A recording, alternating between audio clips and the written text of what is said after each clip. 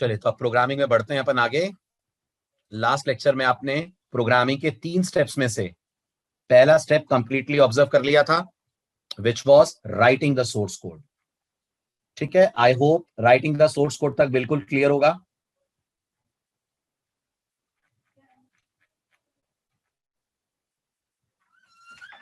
Correct. तो अपन discussion आगे बढ़ाते हैं और बात करते हैं स्टेप नंबर 2 की, दैट इज कंपाइलेशन।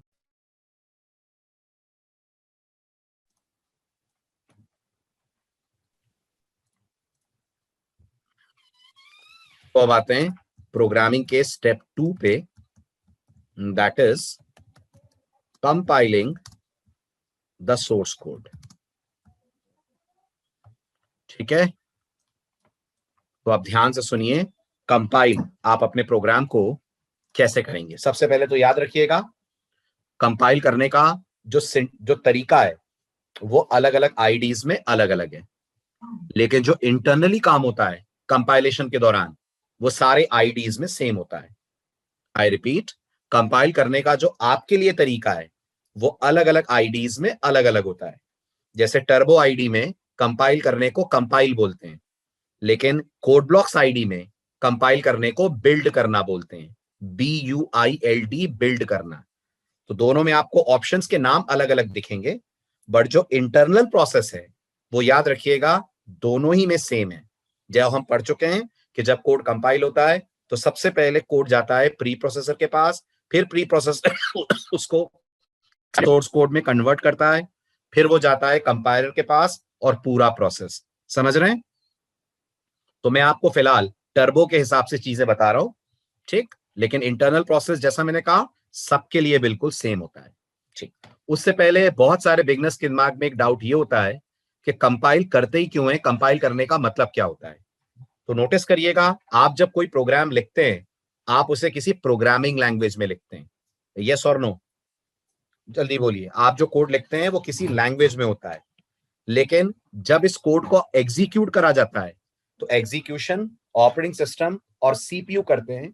और मैंने आपको पहले भी कहा था सीपीयू को लैंग्वेज समझ आती,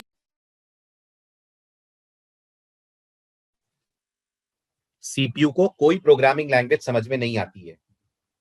सीपीयू और ऑपरेटिंग सिस्टम को सिर्फ एक कोड समझ में आता है, which is called as the machine code. तो जब तक आपका कोड मशीन कोड में कन्वर्ट नहीं होगा तब तक ऑपरेटिंग सिस्टम या सीपीयू आपके प्रोग्राम को एग्जीक्यूट नहीं कर पाएंगे। और जैसा मैंने आपको फर्स्ट डे कहा था, हमारे प्रोग्राम को मशीन कोड में कन्वर्ट कौन करता है? तो जवाब है, हमारे प्रोग्राम को मशीन कोड में कन्वर्ट कंपाइलर करता है।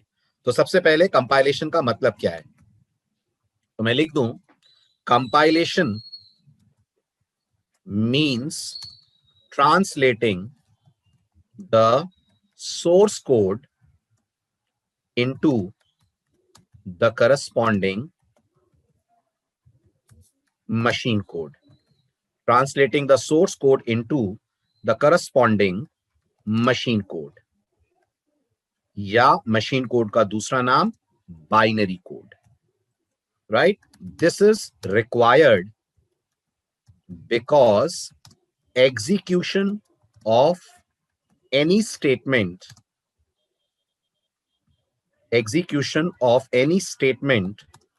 of our code is done by OS and CPU, and they do not work on source codes. They do not work on source codes. Rather, they require machine codes. That is the codes of zeros and ones.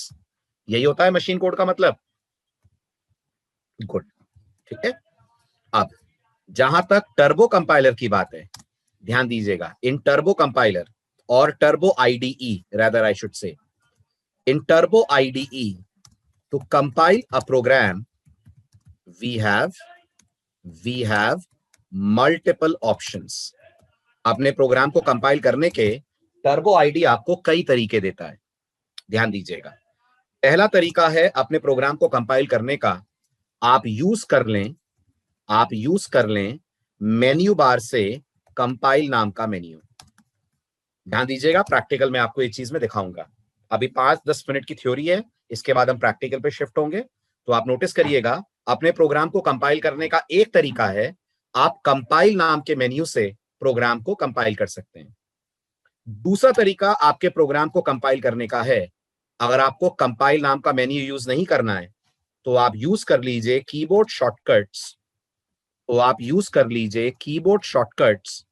And what are these shortcuts called? Keyboard shortcut है Alt + F9। यहां गौर करिएगा, plus का मतलब actual में plus दबाना नहीं है। यहां प्लस का मतलब है Alt और F9 कीज, इन्हें आप पैरेलली प्रेस करेंगे, एक साथ प्रेस करेंगे। तो आपके पास कोड कंपाइल करने का सेकंड ऑप्शन है, आप Alt F9 की कॉम्बिनेशन को प्रेस करें, प्रोग्राम आपका हो जाएगा कंपाइल।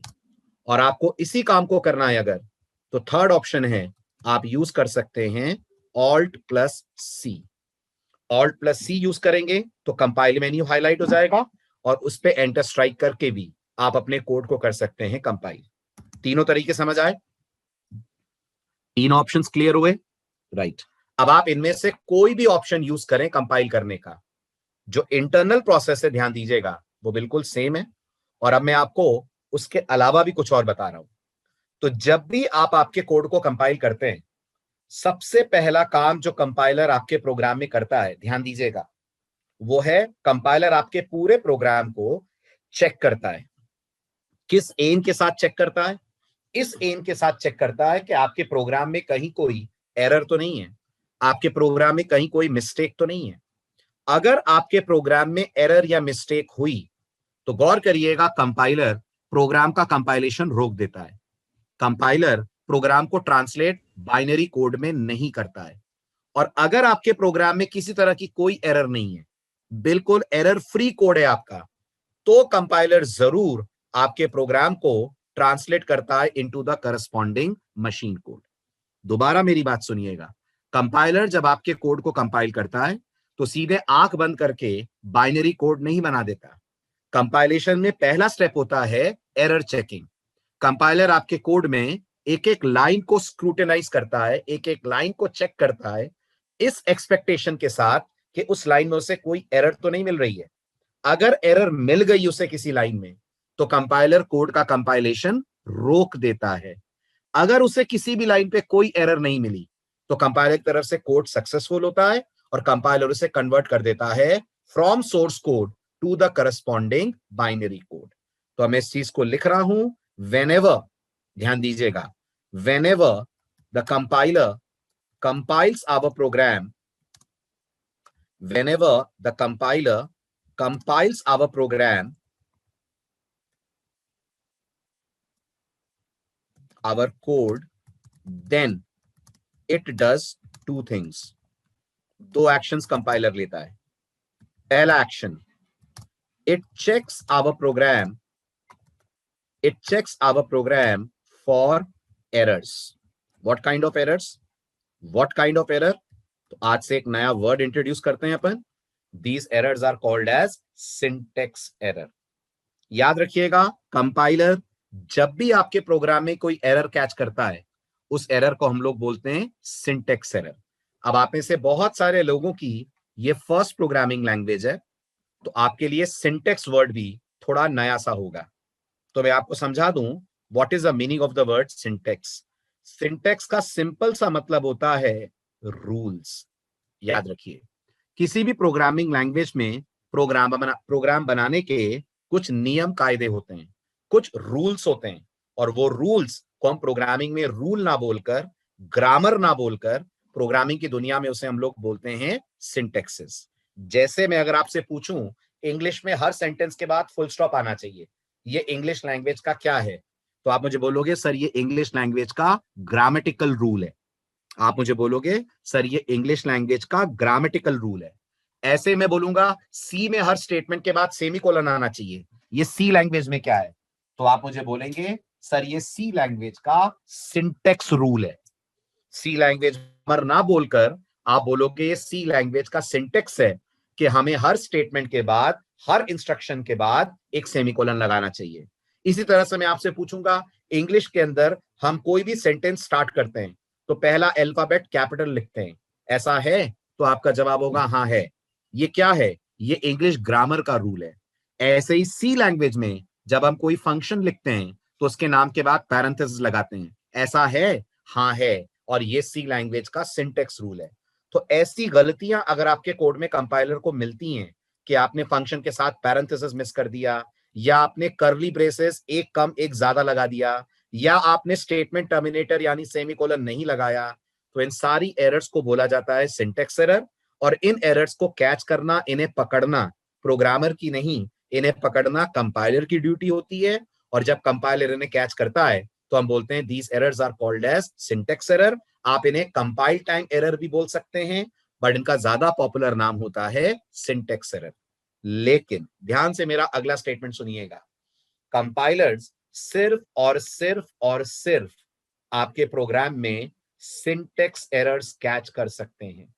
कंपाइलर सिर्फ और सिर्फ आपके प्रोग्राम में सिंटेक्स एरर कैच कर सकते हैं, और किसी तरह की एरर कैच करना कंपाइलर के बस की बात नहीं है। अब जब मैं इतना प्रेशर देकर यह बात बोल रहा हूं कि कंपाइलर सिर्फ सिंटेक्स एरर कैच कर सकते हैं, तो आपके समझ में जरूर आ रहा होगा कि डेफिनेटली और एक टाइप की एरर होती होगी जो कंपाइलर के पकड़ में नहीं आती, कंपाइलर को बाईपास करके निकल जाती है, कंपाइलर को डॉज करके निकल जाती है। बिल्कुल होती है। वो ज्यादा खतरनाक, ज्यादा डेंजरस एरर होती है, और ऐसी एरर्स कहलाती हैं रन टाइम एरर। ये रन टाइम एरर्स ही होती हैं जिनके कारण कई बार आप देखते होंगे आपकी एप्स हैंग हो जाती हैं। कई बार आप देखते होंगे ऐप चलते चलते क्रैश हो जाती है। कई बार आप देखते होंगे कोई ऐप ऐसे चलने लगती है कि मोबाइल रिस्पॉन्स ही नहीं करता है, मोबाइल को रीस्टार्ट करना पड़ता है कुछ एप्स के कारण। They all are examples of run time errors. ये कंपाइल टाइम एरर नहीं होती हैं, ये सिंटेक्स एरर नहीं होती हैं, ये रन टाइम एरर होती हैं। और इन्हें पकड़ना और इन्हें सॉल्व करना, दोनों ही रिस्पॉन्सिबिलिटी प्रोग्रामर की होती है। दोनों ही जिम्मेदारियां प्रोग्रामर की बनती हैं। जबकि सिंटेक्स एरर में एरर कैच करना किसकी ड्यूटी है? सिंटेक्स एरर में एरर कैच करना, एरर पकड़ना, एरर ढूंढना ड्यूटी है कंपाइलर की।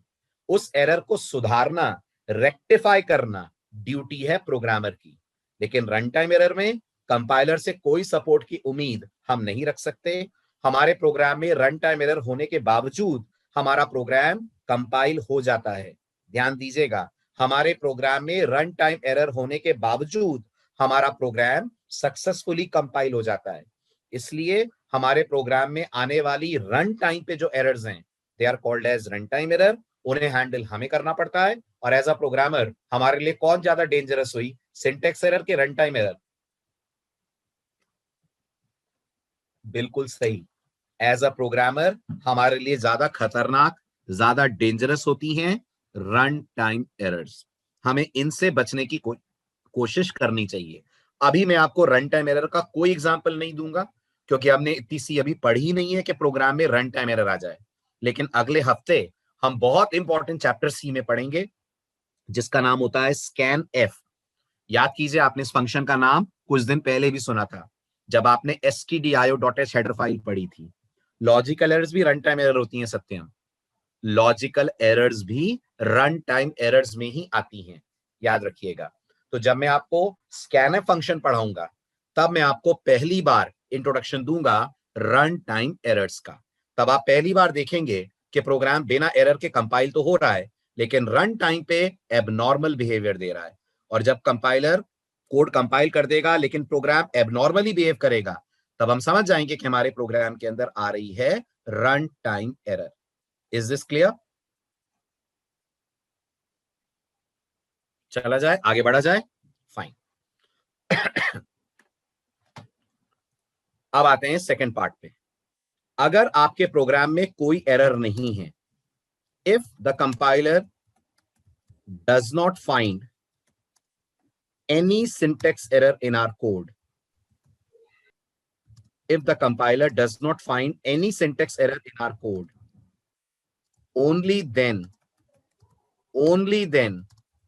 it converts the code into the machine code. ये कंपाइलेशन के दो इंपॉर्टेंट स्टेप्स होते हैं। अगर आपके कोड में कोई एरर कंपाइलर को नहीं दिखी, तब जरूर कंपाइलर आपके प्रोग्राम का करस्पॉन्डिंगली बना देता है मशीन कोड।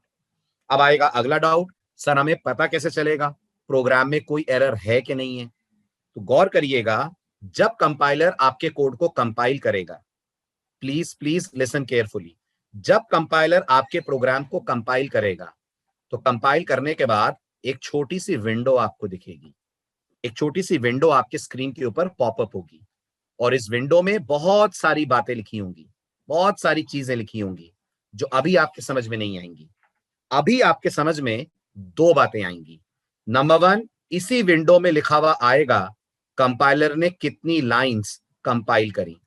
आई होप आपने लेक्चर्स मिस ना करें हो, तो आपको पता होगा इसके आगे लिखा होगा 461, इसी के आगे लिखा हुआ आएगा 461, जो बताएगा कंपाइलर ने 461 लाइनें हमारे इस कोड में कंपाइल की हैं।